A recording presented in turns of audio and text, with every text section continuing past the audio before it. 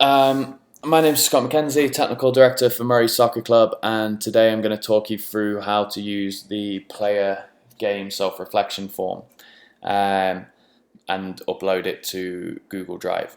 So, first things first, if you go to your email,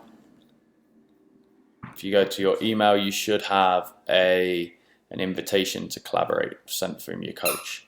You should have the player's name on, click to open that. That's going to be your Google Drive box. In the Google Drive, you'll see the player game self-reflection form. You click on that to open it. I actually have one from earlier, so I'm going to open that instead.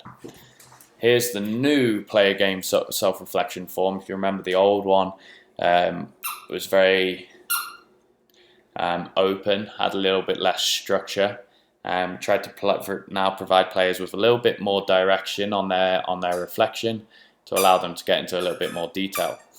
So top, there's the name, the date, and the game you played, and we've broken it into 4 sections: individual performance, team performance, physical performance, and psychosocial performance. Individual performance is anything you do on the ball, and anything you do as the first defender, so the player close out of possession, but the player closest to the person on the ball. Your team performance would be your role within the team. What was your role within the team? What did you do well? What didn't you do well? And do you understand what the game plan was, etc., etc. The physical performance is your fitness, your strength, your aerobic capacity, your balance, your coordination, anything physical.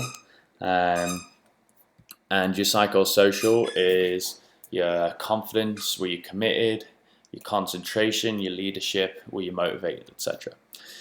So very quickly, going to go through what you'd put in those boxes. So individual performances, what I did well. You talk about the moments that when you were on the ball, your shining moments, your highlight reel, if you will. If someone's to clip a highlight reel, what would you put in there? So you can talk about your first touch. Was your first touch good? Was your passing good? Were you successful on the dribble? Did you run with the ball? Did you make tackles? Did you win headers, etc.?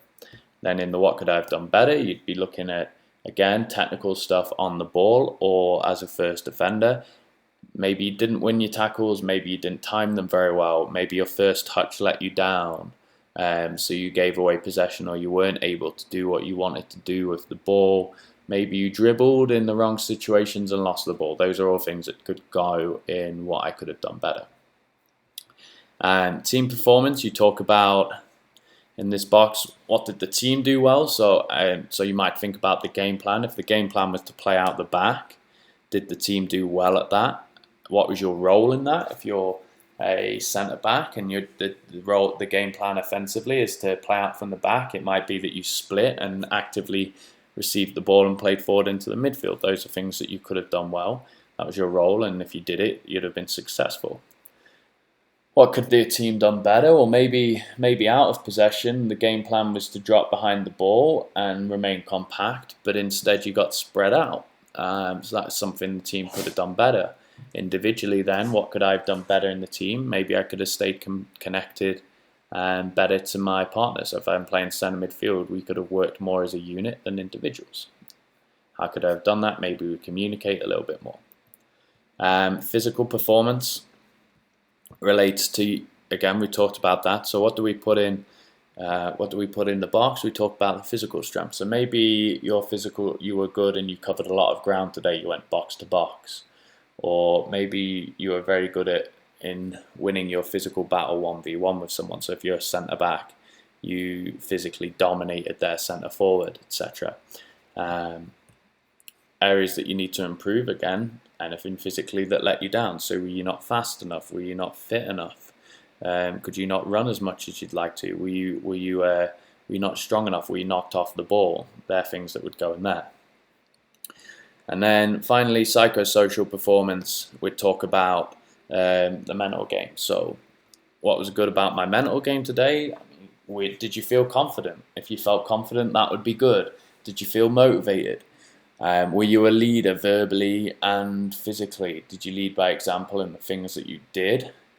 Did you lead by example in the way you communicated positively with your teammates? Did you provide good instructions in a positive manner? Were you committed? Stuff like that. Did you not give up? What do I need to improve at? Did you give up? Was there a point in the game where you didn't recover quick enough? That's maybe a mental thing. Is there a point in the game where you were out of the game for 5-10 minutes? Is that a concentration thing? Were you scared to get on the ball? Did you show for it as much as you should have shown for the ball? Is that a confidence thing? So they're the things that go in there. So that's our player game self-reflection form. It's pretty self-explanatory. The idea is that we give a little bit more structure and guide to the players so they can delve more into detail when they reflect. And players that use reflection can take ownership for their own soccer development, and then off that, when you filled out these columns, well, maybe it's your first touch. Maybe that player can then take initiative and go and work on their first touch. Maybe it's that they can't get up box to box. They take some initiative and they take ownership of their own development because they've recognised that they need to be fitter. So that's that. Thanks for listening, and I look forward to seeing your player game self-reflection forms.